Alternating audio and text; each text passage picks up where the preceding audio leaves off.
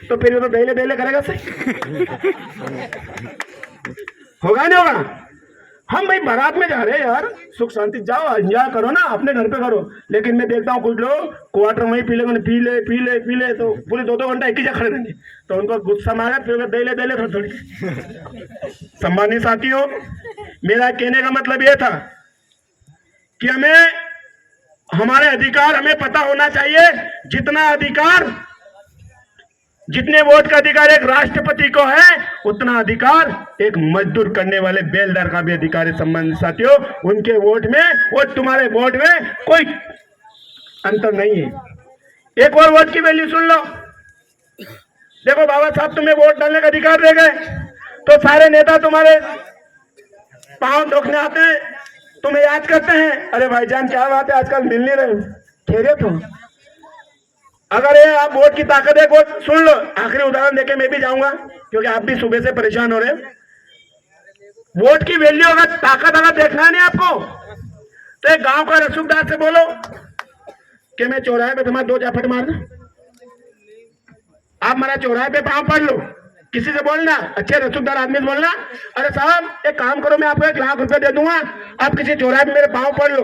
तो बोले कोई वेंडा भैया कहीं पागल हो गया, थारा पांव क्यों पड़ूंगा मैं चौराहे पे, तेरे 1 लाख रुपए रख ले। अरे साहब मैं 2 लाख ले लो, लेकिन मेरे पांव पड़ लो। नहीं पड़ेगा, लेकिन चुनाव आएगा, मतदान का समय आएगा, और वही रसूखदार अगर गांव में सरपंच बन जाए, अगर वही रसूखदार गांव में एमएलए एमपी का चुनाव लड़ ले, तो तुम्हारा पांव पड़ने में गर्व महसूस करेगी। बाबा साहब की वोट की ताकत है। सम्मानित साथियों,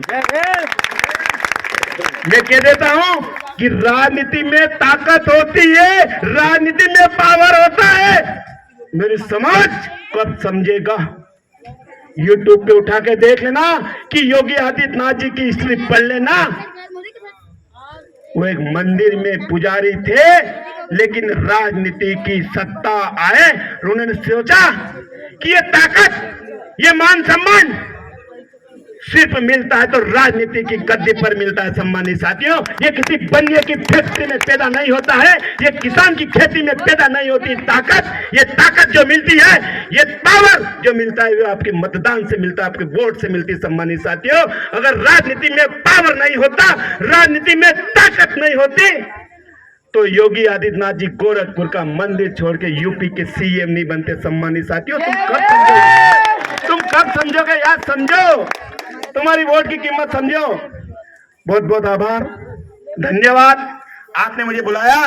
लेकिन वादा करता हूं, कभी आपके तरफ दुख तकलीफ आए तो भीम आर्मी को याद कर लेना, 100 डायल को याद कर लेना, और एक बार भीम आर्मी को याद कर लेना। देखता हूं दोनों समय से कौन पहुंचता है। ये भीम आर्मी का ताकत है, भीम आर्मी का पावर है। जय भीम, जय भीम आर्मी। इस शानदार कार्यक्रम के आभार के लिए मैं तहसील अध्यक्ष विक्रम